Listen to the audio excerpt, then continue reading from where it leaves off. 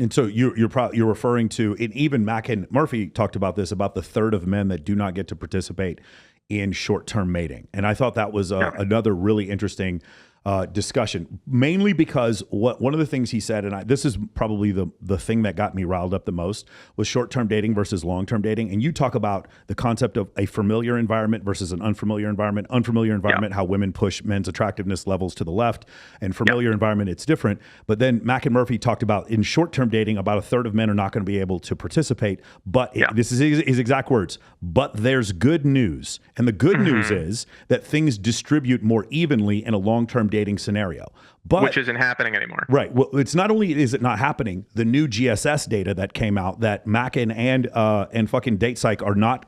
Well, DateSite actually put something out recently saying that there's more nuance that needs to be added to it. But it clearly shows in this one study that women who cheated had 230% the sexual partners of women who didn't cheat in a relationship. Have you seen that one? Yeah. It's a GSS one with 7,000.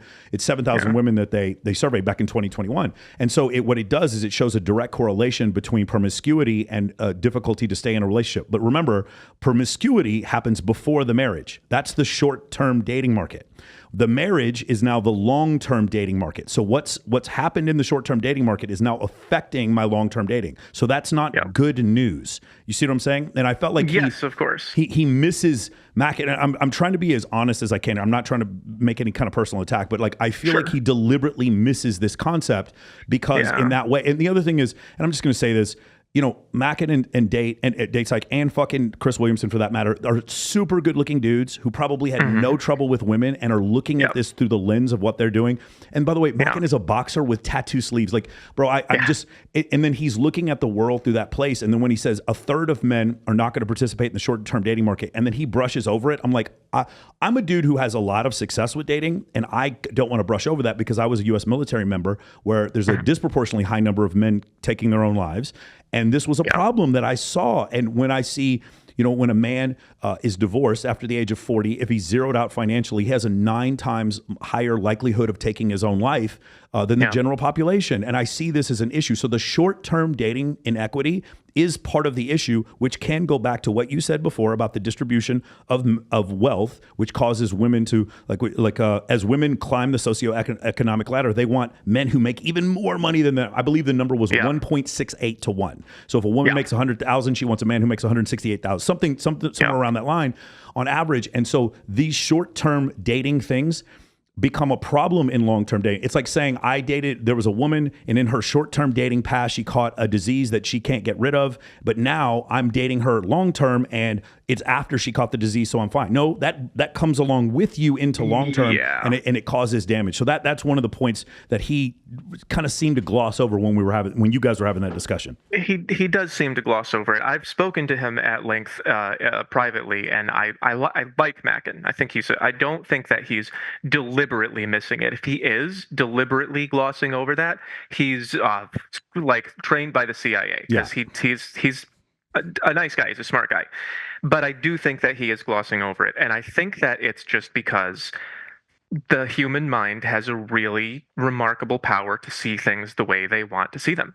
Well, and the way that the human mind will see things, like, for instance, I grew up in Texas and I'm a fan of the University of Texas at Austin, right? Like my heuristics or my beliefs are painted because of the stimulus that I receive. And I'm just pointing out once again, went to Oxford, tattoo sleeves, good-looking guy, saying that a third of men are not participating in short-term dating when he probably was. I think that sort of adds to the bias. Yeah, of course. And that's something that we could get into the psychology of it, which I do personal life coaching as well, which is a part of my whole suite of offerings.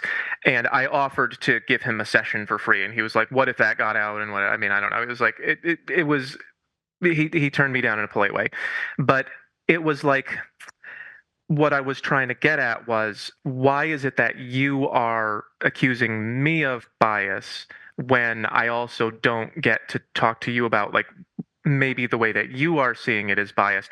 That's what I really am trying to strike at. Like, that dark part of the mind where people don't see their own way of seeing is really what I'm trying to get at with Yes. Yeah. all of this stuff. And you talk And about shadow work, which I thought was the yeah. reason why I wanted to interview you, by the way, is the Oh, concept awesome. of thinking about thinking about thinking, how Yeah. incredibly important that is. And because in this Yes. space, especially on YouTube, we insult each other, we go at each other's neck, and We do. I've really been trying to avoid that. The other thing I wanted to bring up was this concept where because the reason why I want this discussion to happen, and that's between all of us, is because specifically when we're dealing with, like, say, Mackin and Dates, like, these guys are academics. They have access to more data than we do. I want them to be a part of the discussion. I think it's very important that they are. I don't want them silenced. Absolutely. I want them as much as we can. But the issue is, because they come from academia, one of the issues is, we all know, this is not a secret, academia tends to lean a little bit more progressive. And in progressive circles, women are a protected class and men are a privileged class. And so if I were hypothetically to say, hey, Mackin, do you think the fact that men go on to, OnlyFans and write women repeatedly, expecting these women to write back and have feelings for them, do you think that's delusional? And he'd probably be like, yeah, that's delusional. Hey, do you think that when guys go to comment on Fresh and Fit or whatever podcast or my podcast, and they go on there, these women are 304s, and obviously these guys could never date these women, you think that's delusional? He'd be like, yeah, that's delusional. I was like, also, when women say 80% of men are below average attractiveness, is that delusional? No, that's not delusional. That's how is that delusional? And so my point is, I think you and I both criticize men and women.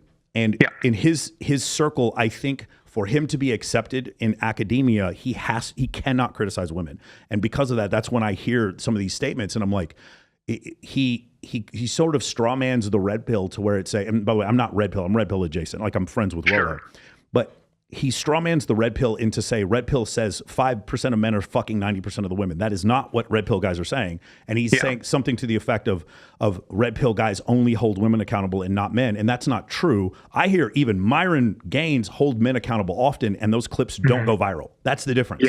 Those clips do not go. The algorithm doesn't love those clips. When I tell men there's always more, you don't deserve shit, you're going to have to work for it, there are no special snowflakes and no one's coming to save you, those clips do not go as viral as 304 feminist modern woman gets destroyed by by the red pill. Those clips go incredibly viral.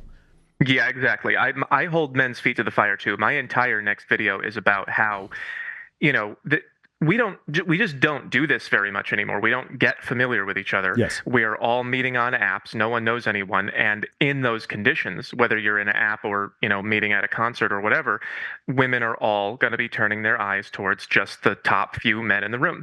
And so your only option is to appear like one of those. And that's like my whole next video, which is probably going to be an hour long or something, it's geared towards women too. It's called Self-Maximize, and it's just about how to make yourself the best you possibly can be in the eyes of the people that you like. And the message to men is, you don't have any power to make women stop thinking this way. You only have power to move up in their eyes. And here's how you do it, bit by bit, bit by bit by bit. Here's what you have to do to become what they want. I definitely feel what you said about, there was something about how I'm trying to remember a quote from Integral Theory, which I've read a lot about, and I'm trying to get into the public discourse a little bit more. The Integral Theory people have been contacting me, by the way, and they're giving me a thumbs up on how I'm doing. So that makes me really happy. Great. Yes, I love it. And there was a quote from there about spiral dynamics and something. I don't remember who it was. Somebody believed that their model was the entirety of reality instead of the Aquamap because their money depended on it. So if your acceptance in academia, like Mackin or whoever, or your job depends on you following the orthodoxy, that's going to affect your beliefs. If you're not thinking about why am I believing this, then you're going to believe things that might not be and what you should believe. Let me